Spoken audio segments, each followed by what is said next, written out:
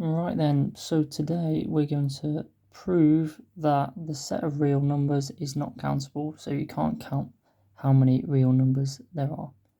Right then, and we're going to frame this as a proof by contradiction. So we're going to start off by making our assumption. So we're going to assume that there is a list of real numbers. So we're gonna say if the list is like R1, R2, R3, etc. And we're going to say that it is infinite, and the list is, I'm not going to fit this on the page, infinite and non-repeating.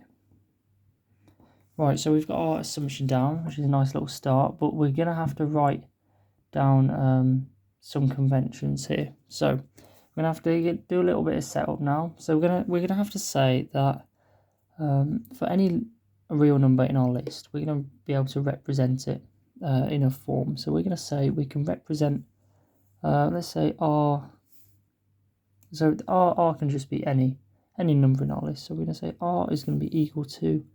So we're going to have, to every real number, you're going to have a integer part and then a decimal part as well. So we're going to say that R can be equal to C, which is going to be our integer part. So C can be, I don't know, 0, like 1, it can be 50, it can be like 1,000, it can be like minus 25 or whatever you want.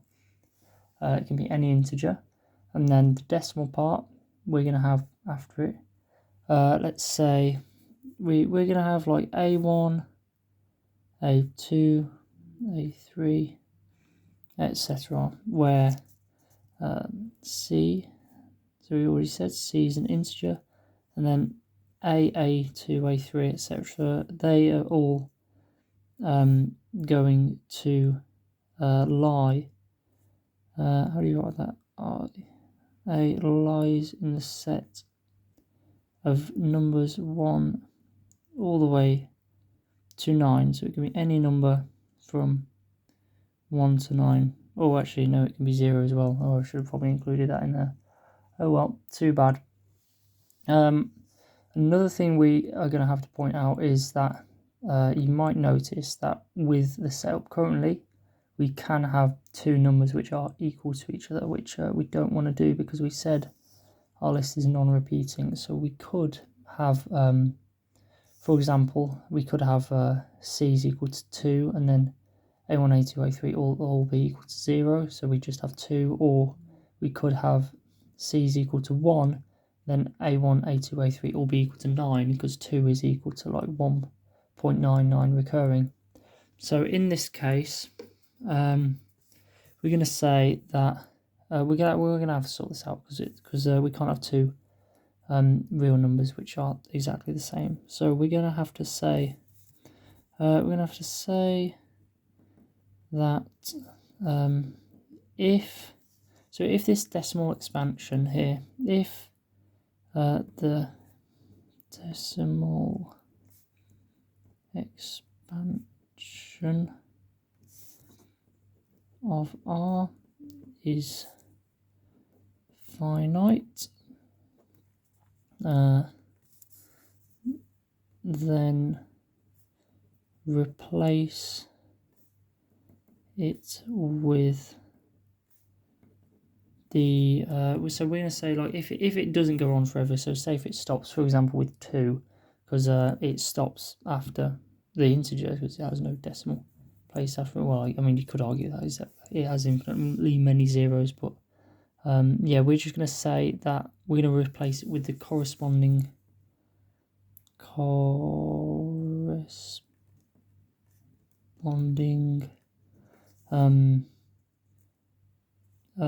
we're going to have it how do we word this? Corresponding decimal with, I don't know, infinitely many nines.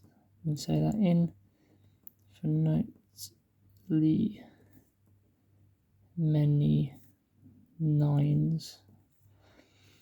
Okay, that's lovely. So now we do not have any repeating decimals. So we can start any repeating numbers in our list, which is quite nice.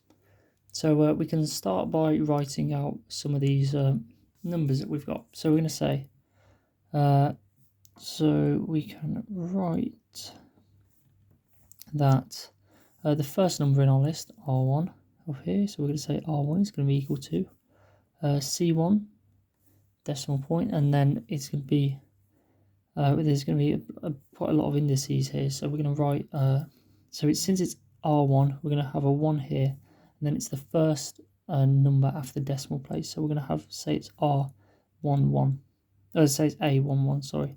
So this will be A12, this will be A13, and then you get the idea, it goes on. So we're going to say the same with R2 is equal to C2, and then A21, A22, A23, and we're going to do the same with R3 is equal to C3 dot A31, A32, A33. Nice. So this will carry on all the way up to Rn, which we're going to say is equal to Cn dot AN1, AN2, AN3. There we go. Oh, there should be like points after all those. There we go. Nice. So we've got our little list there of numbers. Right. So we've got our list of real numbers, which we're assuming that we can do. So we want to be able to prove this wrong. We're going to have to find a number which isn't on this list, because we've assumed that this is a list of all real numbers. I should put a little sign in there of all real numbers. So if we find a number that's not on this list, then we've disproved our assumption. So we've proved our original statement true, which is that R is not countable. So we're going to say, let's define X, line the set of real numbers, and we're going to say that. So we're going to say that let's define X lies in a set of R as follows.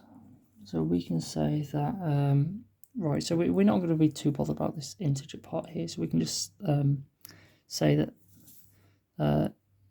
the integer part of X is 0. So let's say, we'll just write that integer part of X is 0.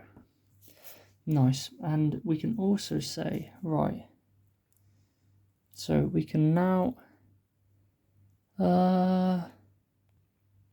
we can let the ith decimal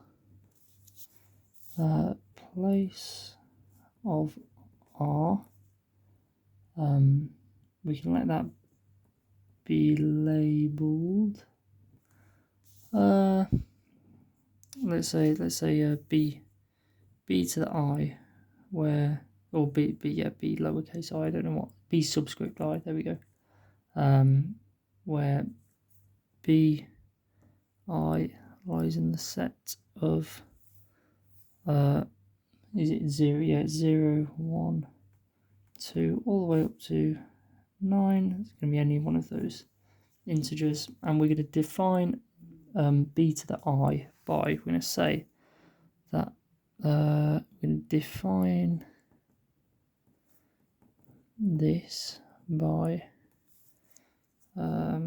b to the I is equal to 9 if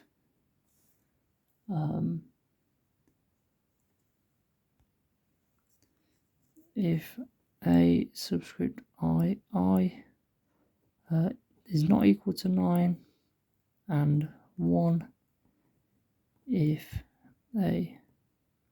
Oh, that shouldn't be an A. That should be a B. I'm pretty sure. Should it? I'm not sure. I'm going to leave it to A. There we go. A is the AI. Equal to 9. Right, I did have to pause then and just consult my notes for a little bit of an explanation. So what this means here, basically what we set this up to do, is look at our list here of real numbers, and we're going to look at this one here, because this, you got to picture all these letters here, they're all just numbers. So we're going to say in our new number x that we're inventing, if this number here is equal to 9, then the corresponding decimal place, so the first number after the decimal point in x is going to be equal to 1 if that is equal to 9. And if that is not equal to 9 here, then the first number after the decimal place in our new x number here is going to be equal to 9, which is quite nice. So that means x is not going to be the same as R1 because this number is different. Then we're going to do the same for R2. So we're going to look at this number. If that number is 9, then in our new number x, the second number after the decimal place is going to be equal to 1. If it doesn't equal 9, if this number doesn't equal 9, then in our new number it will equal 9. And we're going to do the same for the third one as well. So we're going to look at this. We're going to say, does that number equal 9? If it does equal 9 in our new number, it's equal to 1. And if this number does not equal to 9, then in our new number, the third number after the decimal point is going to be equal to 9. So what we're essentially doing is we're going to be working down this list of real numbers and basically making our new number different to every single one of these, because we're just changing one decimal place in all of them, which means that it's going to be different to all of them, different to all the other real numbers, since we're just changing one of the decimal points in all of it. So that means we can write this down and we can say that since x has different ith decimal place to ri for each. Oh, I'm not going to fit this on the page. I is in a set of natural numbers. There we go, for each I line in a set of natural numbers.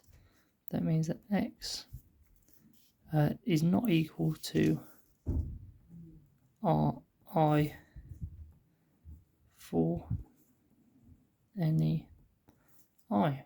There we go. So that means that this x number here is not going to be in this list of real numbers. And since our assumption up here was that this list contains all real numbers, and we've just shown it hasn't because x doesn't lie in it, then that means we have proven our assumption wrong, and our original statement that r is not countable must be correct. This also shows that there are more real numbers than natural numbers. So your 1, 2, 3, 4, 5, 6, etc. There's more real numbers than all of them. So this also shows that there's different infinities, because if you've got the natural numbers, they go on forever. That's a countable infinity, because you can count it 1, 2, 3, 4, 5, 6 to as high as you can go, but you'll never obviously get to infinity. However, with r, you can't even count it, so it is a bigger infinity than the natural numbers. So not only we have proved that r is not countable, we've also proved that there are different types of infinity. And that's going to be it.